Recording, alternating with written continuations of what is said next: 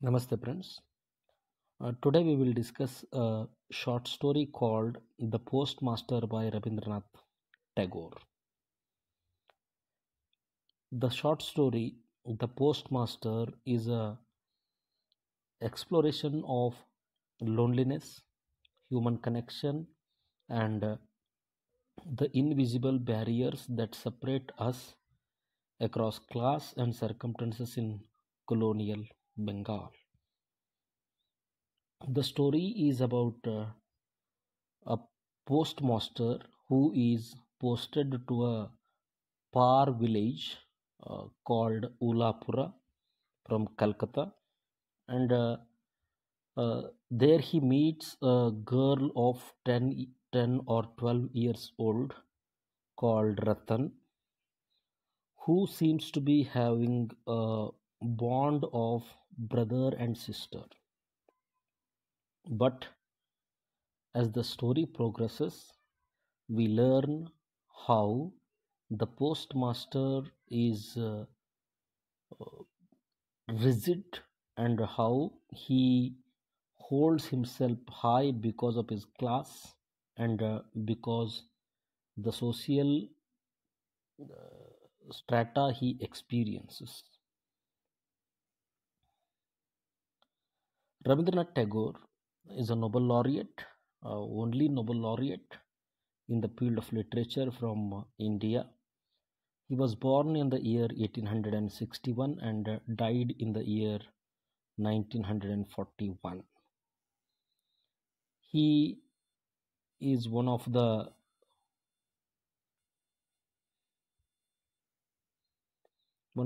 best literary figures coming from India, the West Bengal. He is called as the voice of the nation, and the works of Rabindranath Tagore transcend cultural boundaries, and his writings, it may be the novel, the drama, short story, or the poems, all these writings of Rabindranath Tagore explore universal themes of human nature, spirituality, and social reform. The present story, The Postmaster, is written in 1891, and this is the best example for the mastery of Rabindranath Tagore in writing the short stories.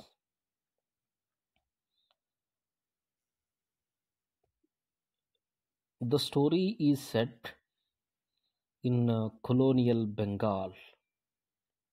ಬ್ರಿಟಿಷರ ಆಡಳಿತದಲ್ಲಿರುವಂತಹ ಬೆಂಗಾಲ್ದಲ್ಲಿ ಈ ಕತೆ ನಡೆಯುತ್ತದೆ. The short story explores the theme of rural isolation. In our Indian scenario, remote villages cut off from urban civilization, where modernity barely penetrates the ancient rhythms of rural life. ಹಳ್ಳಿಯಲ್ಲಿ ಇರುವಂತಹ ಜನ ಮತ್ತು ಸಿಟಿಗಳಲ್ಲಿ, ನಗರ ಪ್ರದೇಶದಲ್ಲಿ ಇರುವಂತಹ ಜನರ ಜೀವನದಲ್ಲಿರುವ ವ್ಯತ್ಯಾಸಗಳನ್ನು ಕುರಿತು ರವೀಂದ್ರನಾಥ್ ಟ್ಯಾಗೋರ್ ಅವರು ಈ ಕಥೆಯಲ್ಲಿ ಮಾತನಾಡ್ತಾರೆ. And also the story talks about colonial administration. The British postal system extending into India's heartland, creating unlikely encounters between urban and rural worlds. The story mainly focuses on the system of postal system that made communication possible for the people who are living in the rural areas in India, and through the postal system they were able to communicate, or they were able to expose themselves to the modernity of the cities. It also speaks about social divisions. The story speaks about rigid class structures defining relationships, with education and urban origins making clear social boundaries. Education uh, should have broken the lines, or should have broken the walls we have built around us. But the education the postmaster got made him more lonely, and he was not able to adjust himself with the rural community. That's what is the heart of the story. The postmaster is portrait of urban displacement. The postmaster in the story seems to be representing the urban life, and when he was appointed as the postmaster in a small village called Ulapura, the postmaster feels as if a fish out of water, because he comes from Calcutta. He was educated, he was refined, and he was enjoying the city life. But when he was posted to Ulapura, he found himself to be lonely. He seems to be cut off himself from the city bustling life. The postmaster longs for intellectual stimulation, and he also wishes urban sophistication, but it is not available in the village, and it creates a profound sense of displacement in the heart of the postmaster. The posting of him becomes a form of exile rather than opportunity. Post master ಅವರು ಊಲಾಪುರ ಅನ್ನುವಂತಹ ಊರಿಗೆ ನೇಮಕವಾದ ಮೇಲೆ ಆ ಹಳ್ಳಿಗೆ ಹೋದ ತಕ್ಷಣ the postmaster ಅವರಿಗೆ ನಾನು ನೀರಿನಿಂದ ತೆಗೆದು ಎಸೆದಂತಹ ಮೀನಿನಂತಾಗಿದ್ದೇನೆ ಎನ್ನುವಂತಹ ಭಾವನೆ ಅವನ ಮನಸ್ಸಿನಲ್ಲಿ ಮೂಡುವುದಕ್ಕೆ ಪ್ರಾರಂಭವಾಗ್ತದೆ. ಹಾಗೂ ಅವನು ಬಯಸಿದಂತಹ ಸ್ನೇಹ, ಬೌದ್ಧಿಕ ಸ್ನೇಹ ಅಥವಾ ಬೌದ್ಧಿಕ ಮಟ್ಟದಲ್ಲಿ ತನ್ನನ್ನು ಹೋಲುವಂತಹ ಜನ ಆ ಹಳ್ಳಿಯಲ್ಲಿ ಇಲ್ಲ ಎನ್ನುವಂತಹ ಮನೋಭಾವನೆಯು ಕೂಡ ಅವನನ್ನು ಒಂಟಿತನಕ್ಕೆ ದೂಡುವುದರಲ್ಲಿ ಬಹಳ ಪ್ರಮುಖ ಪಾತ್ರವನ್ನು ವಹಿಸ್ತದೆ. ಅವನಿಗೆ ಸಿಕ್ಕಂತಹ ಅಪಾರ್ಚುನಿಟಿ, ಅವಕಾಶ, ಅದು ಒಂದು ರೀತಿಯಾದಂತಹ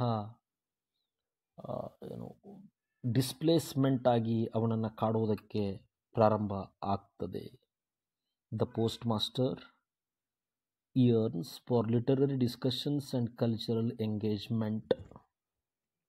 ಪೋಸ್ಟ್ ಮಾಸ್ಟರ್ ಅವರು ಯಾವಾಗಲೂ ಬೌದ್ಧಿಕ ಒಂದು ಡಿಬೇಟ್ಗಳಲ್ಲಿ ಪಾಲ್ಗೊಳ್ಳಲು ಇಷ್ಟಪಡ್ತಿರ್ತಾರೆ, ಮತ್ತು ಸಾಂಸ್ಕೃತಿಕವಾಗಿಯೂ ಕೂಡ ಅಲ್ಲಿ ಇರುವಂತಹ ಜನರ ಜೊತೆಗೆ ಚರ್ಚೆಗಳನ್ನು, ಡಿಸ್ಕಷನ್ಗಳನ್ನು ಮಾಡಬೇಕು ಅನ್ನುವಂತಹ ಮನೋಭಾವನೆ ಪೋಸ್ಟ್ ಮಾಸ್ಟರ್ ಅವರಿಗೆ ಇರ್ತದೆ.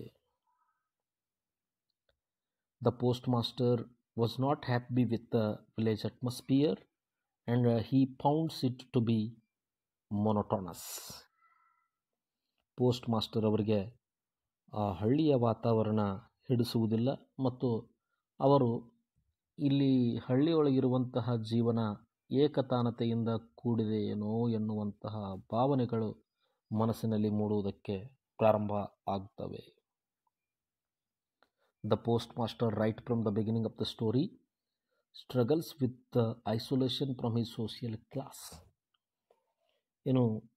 ಕಲ್ಕತ್ತಾ ಎನ್ನುವಂತಹ ಒಂದು ಬೃಹದಾಕಾರದ ನಗರದಲ್ಲಿ ಜೀವನವನ್ನು ಕಟ್ಟಿಕೊಂಡಿರುವಂತಹ ಒಬ್ಬ ಯುವಕ ಕಲ್ಕತ್ತಾದಲ್ಲಿ ಬೆಳೆದಿರುವಂತಹ ಒಬ್ಬ ಯುವಕ ಹಳ್ಳಿಯ ಜೀವನಕ್ಕೆ ಒಗ್ಗಿಕೊಳ್ಳುವುದು ಬಹಳಷ್ಟು ಕಷ್ಟ ಸಾಧ್ಯವಾದ ಕೆಲಸವಾಗ್ತದೆ.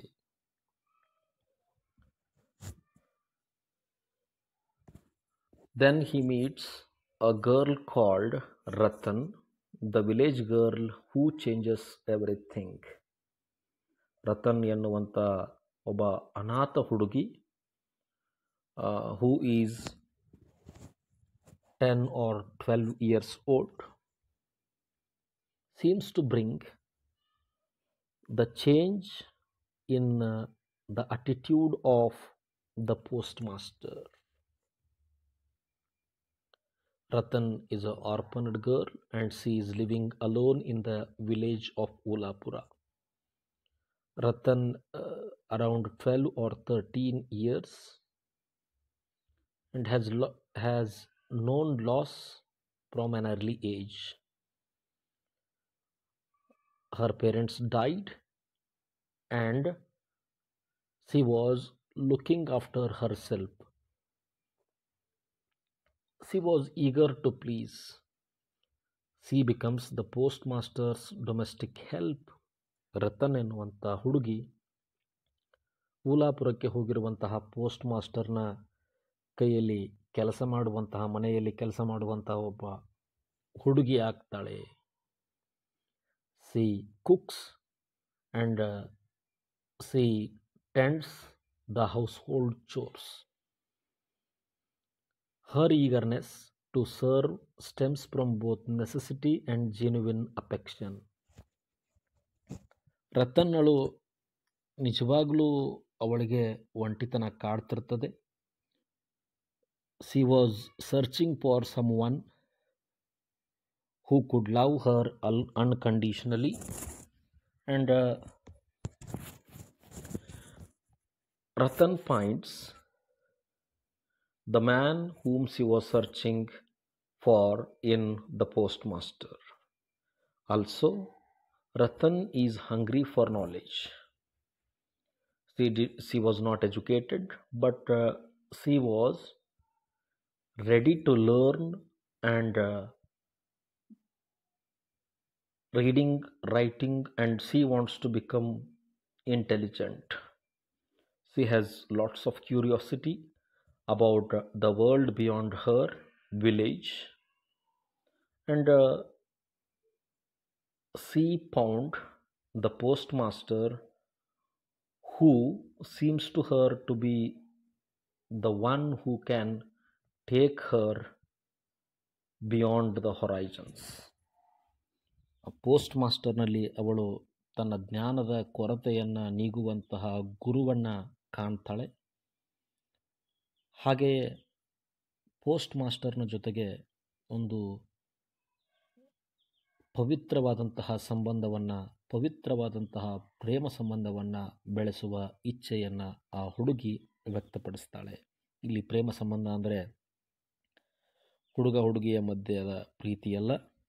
ರತನ್ ಪೋಸ್ಟ್ ಮಾಸ್ಟರ್ನನ್ನು ತನ್ನ ತಂದೆಯ ರೂಪದಲ್ಲಿ ಕಾಣ್ತಾಳೆ ಹಾಗೂ ಪೋಸ್ಟ್ ಮಾಸ್ಟರ್ನಲ್ಲಿಯೇ ತನ್ನ ಅಣ್ಣನನ್ನು ಕಾಣುವಂತಹ ಪ್ರಯತ್ನವನ್ನು ಮಾಡ್ತಾಳೆ. An unlikely bond across social divides. The postmaster, being a city man, always maintains formal boundaries. The postmaster considers Ratan merely as household help, a relationship defined by social convention rather than personal connection. ಆ ಹುಡುಗಿ post master ಮೇಲೆ ಎಂತಹ ಪ್ರೀತಿಯನ್ನು ತೋರಿಸಿದರೂ ಕೂಡ the post master ಮಾತ್ರ ಆ ಹುಡುಗಿಯನ್ನು ಕೇವಲ ಒಬ್ಬಳು ಮನೆಯ ಕೆಲಸದಾಕೆ ಎನ್ನುವ ರೀತಿಯಲ್ಲಿ ಟ್ರೀಟ್ ಮಾಡ್ತಾನೆ. ಮತ್ತು he was very much aware about the social boundaries. ಸಾಮಾಜಿಕ ಬೌಂಡ್ರಿಗಳ ಬಗ್ಗೆ ಅವನಿಗೆ ಬಹಳಷ್ಟು ಎಚ್ಚರದಿಂದ ಮುನ್ನಡೆಯುವಂತಹ ಕೆಲಸವನ್ನು ದ ಪೋಸ್ಟ್ ಮಾಸ್ಟರ್ ಮಾಡ್ತಿರ್ತಾನೆ. The important thing of the story is the evening conversations between the postmaster and the little girl. The loneliness both of them going through gradually breaks down barriers.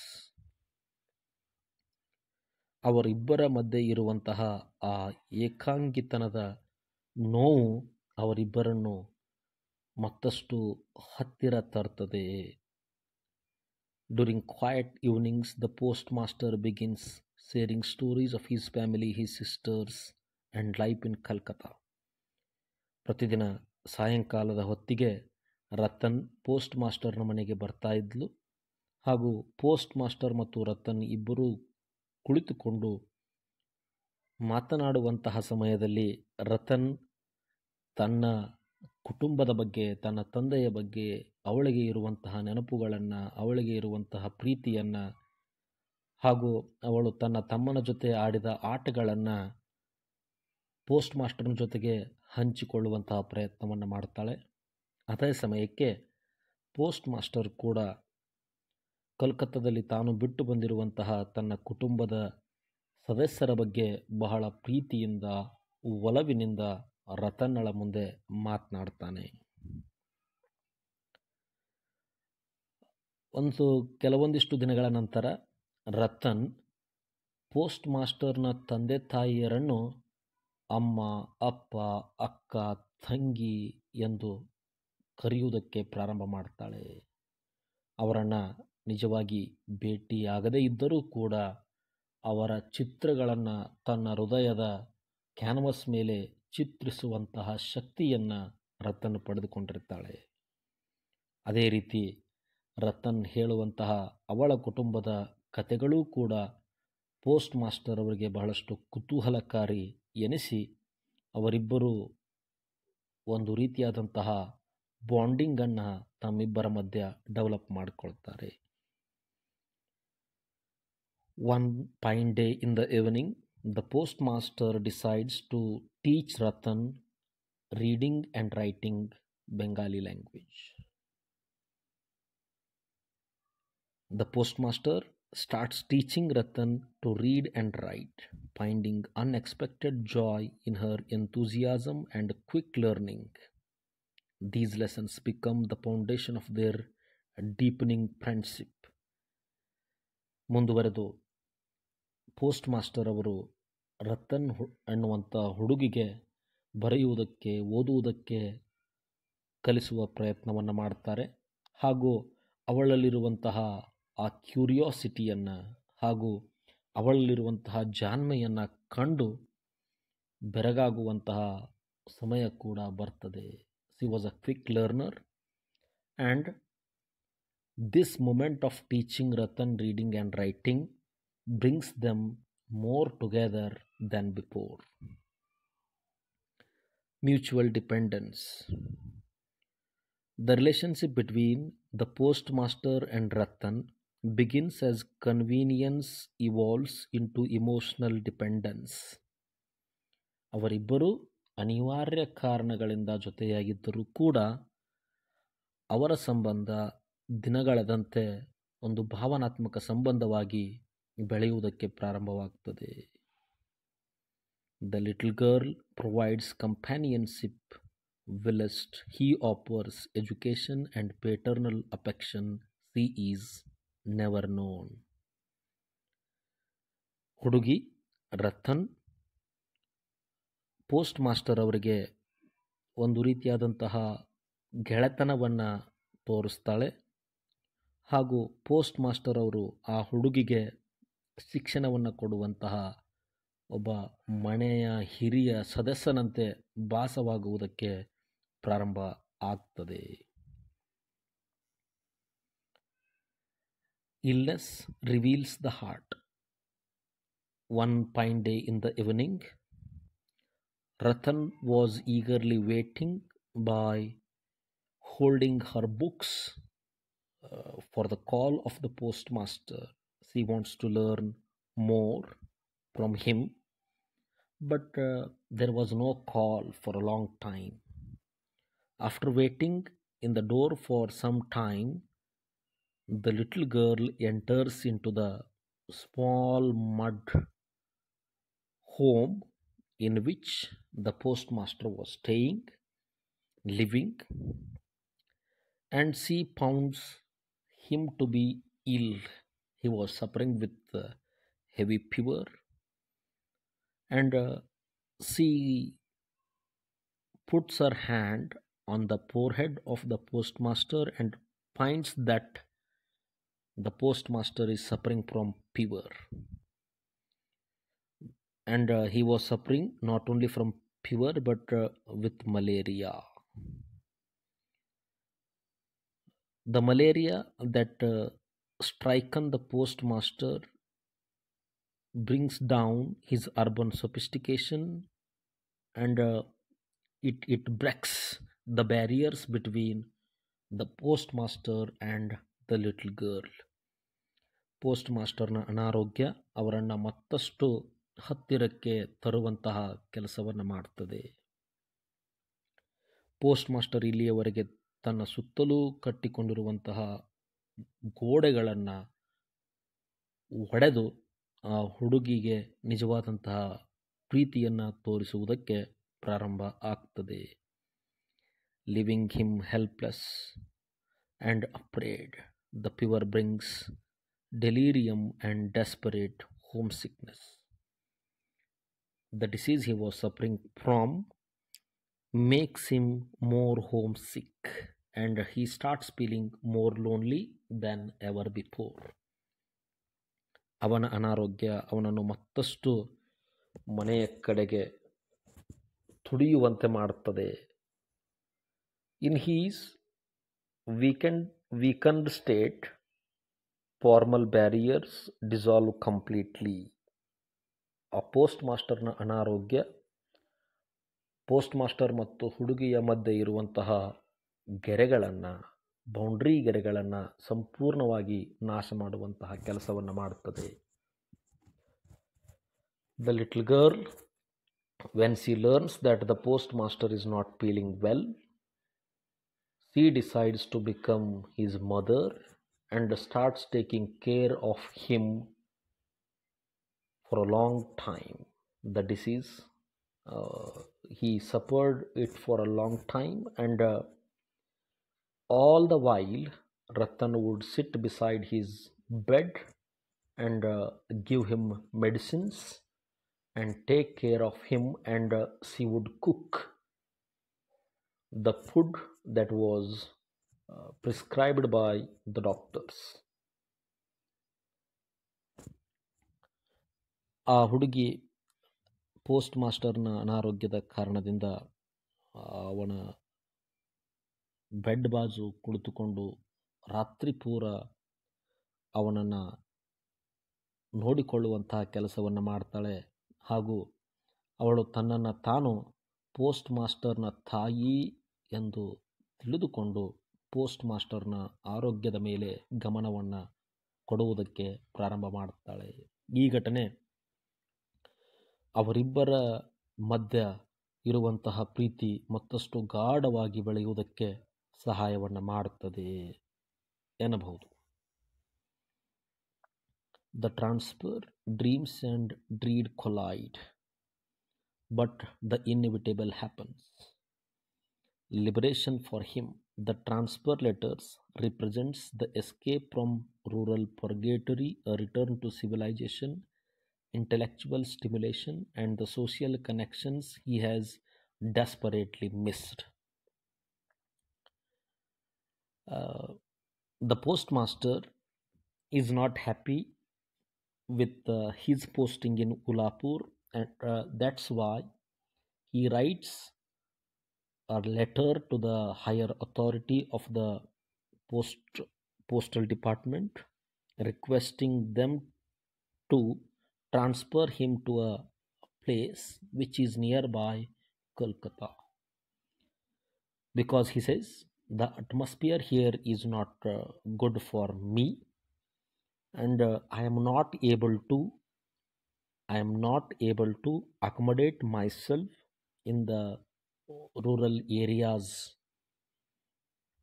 ನನಗೆ ಉಲಾಪುರದಲ್ಲಿರುವಂತಹ ವಾತಾವರಣ ಒಗ್ತಾ ಇಲ್ಲ ಎನ್ನುವಂತಹ ಕಾರಣವನ್ನು ಹೇಳಿ post master ವರ್ಗಾವಣೆಯ ಪತ್ರವನ್ನು ತನ್ನ ಹಿರಿಯ ಅಧಿಕಾರಿಗಳಿಗೆ ಕಳಿಸ್ತಾರೆ. But it was rejected. ಆ ಪತ್ರವನ್ನು ಹಿರಿಯ ಅಧಿಕಾರಿಗಳು ರಿಜೆಕ್ಟ್ ಮಾಡ್ತಾರೆ. Abandonment for Ratan.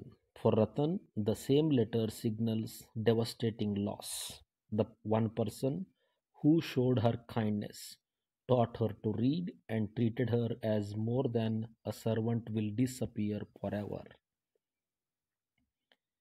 The event or the transfer request letter written by the postmaster brings devastating experience to the little girl. ಆ ಹುಡುಗಿಗೆ ಪೋಸ್ಟ್ ಮಾಸ್ಟರ್ ಟ್ರಾನ್ಸ್ಫರ್ ಪಡೆದುಕೊಳ್ಳಬೇಕು ಎನ್ನುವಂತಹ ವಿಚಾರವನ್ನು ವ್ಯಕ್ತಪಡಿಸಿದಾಗ ಅವಳ ಮನಸ್ಸಿನಲ್ಲಿ ಒಂದು ಅಗಾಧವಾದಂತಹ ನೋವು ತುಂಬಿಕೊಳ್ಳುತ್ತದೆ.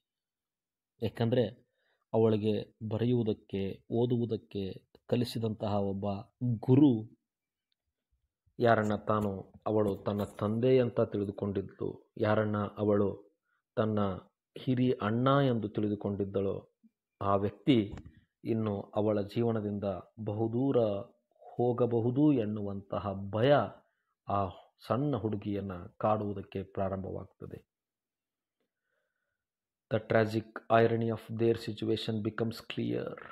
What represents freedom for one means abandonment for the other.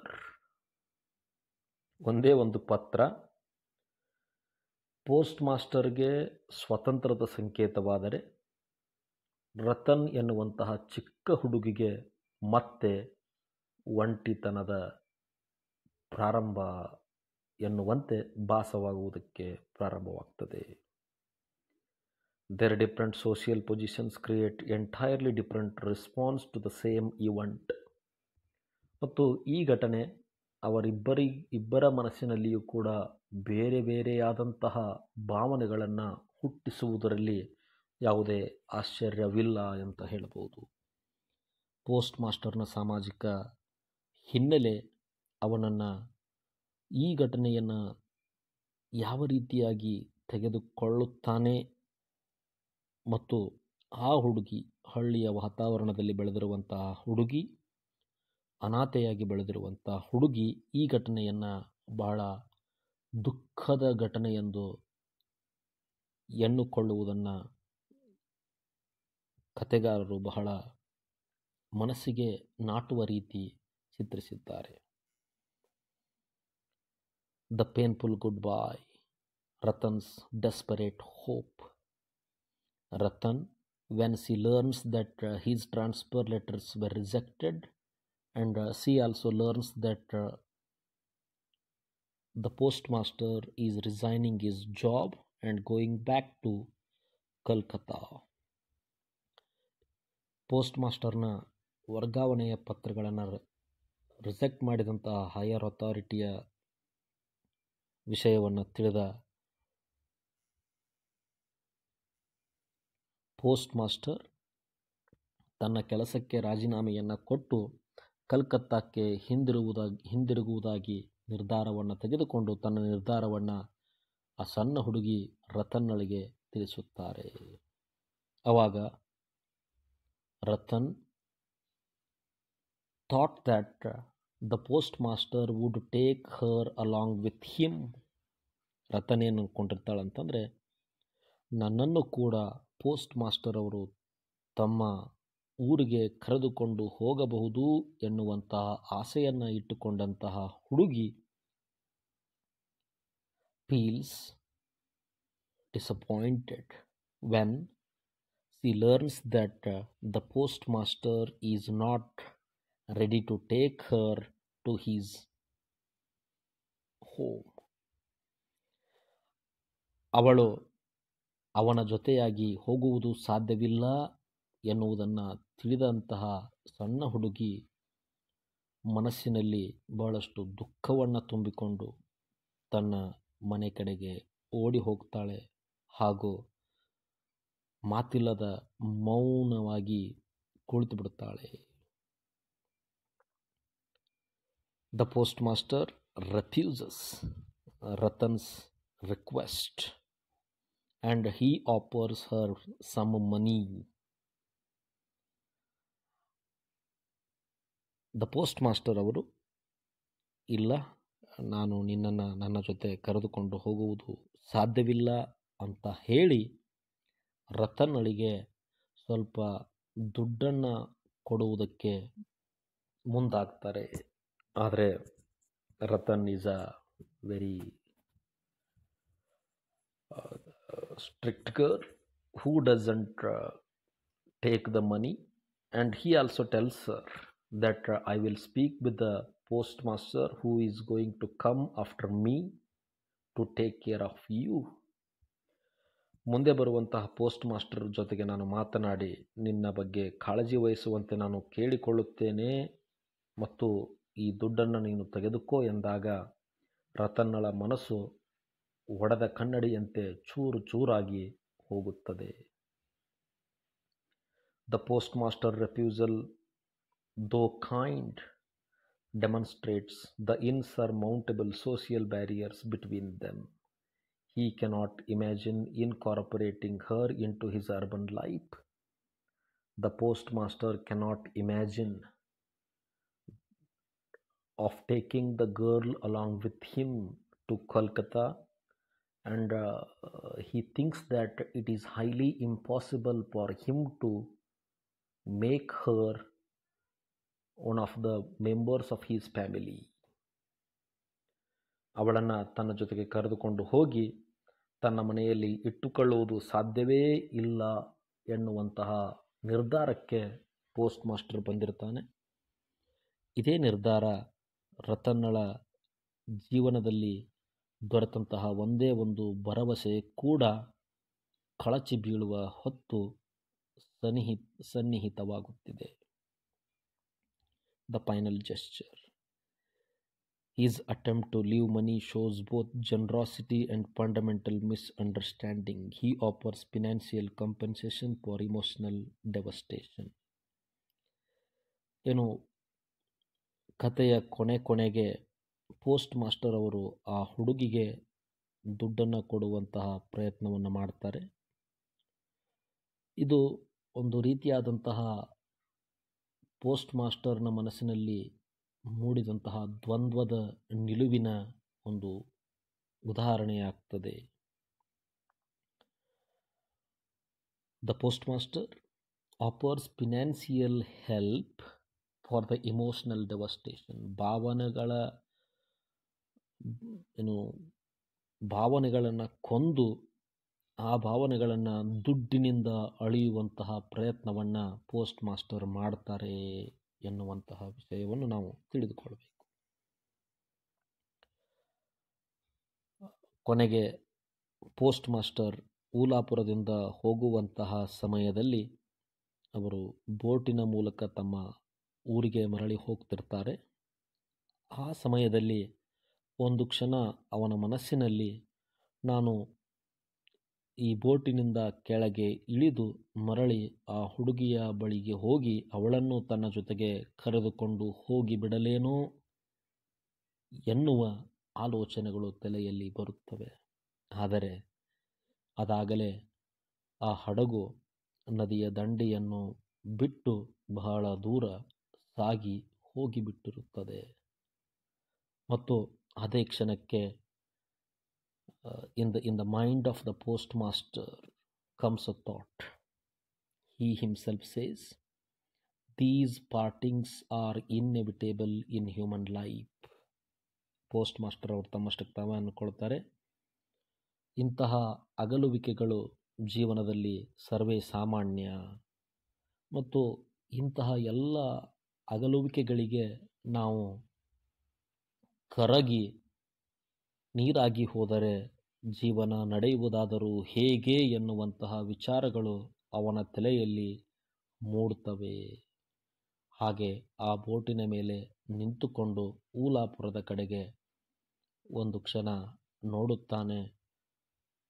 ದೂರದಿಂದ ಆ ಊರು ಹಡಗು ಮುಂದೆ ಮುಂದೆ ಚಲಿಸಿದಂತೆ ಊಲಾಪುರ ಎನ್ನುವಂತಹ ಆ ಪುಟ್ಟ ಹಳ್ಳಿ ಹಾಗೂ ಅವನ ಸ್ನೇಹಿತೆಯಾದ ರತನ್ ಕೂಡ ಅವನ ಸ್ಮೃತಿ ಪಟಲದಿಂದ ಅಷ್ಟೇ ನಿಧಾನವಾಗಿ ಹಿಂದೆ ಹಿಂದೆ ಸರಿಯುತ್ತಾ ಹೋಗುತ್ತಾರೆ.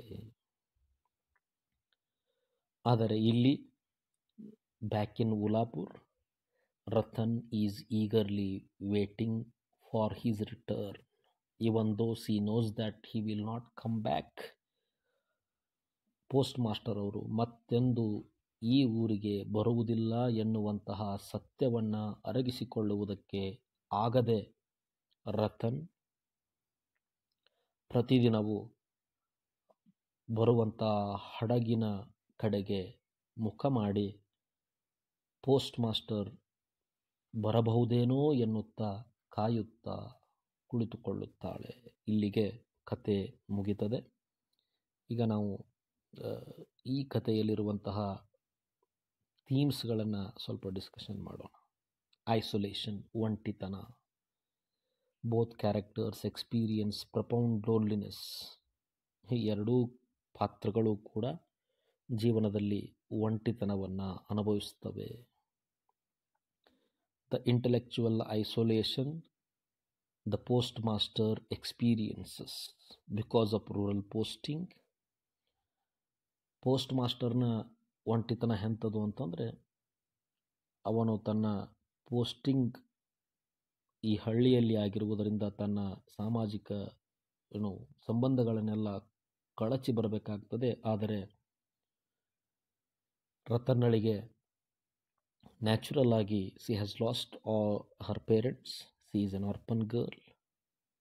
ಆನಂತರ ಆ ಹಳ್ಳಿಯ ಜೀವನಕ್ಕೆ ಒಗ್ಗಿಕೊಂಡಿರುವಂಥ ಈ ಹುಡುಗಿಯು ಕೂಡ ಒಂಟಿತನದಿಂದ ಬಳಲ್ತಿರ್ತಾಳೆ. The next theme is class division.